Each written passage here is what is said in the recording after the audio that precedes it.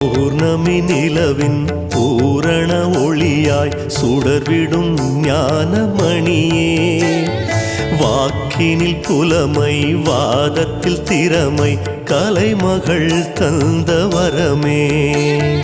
பௌர்ணமி நிலவின் பூரண ஒளியாய் சுடர்விடும் ஞானமணியே, வாக்கினில் புலமை வாதத்தில் திறமை கலைமகள் தந்த வரமே.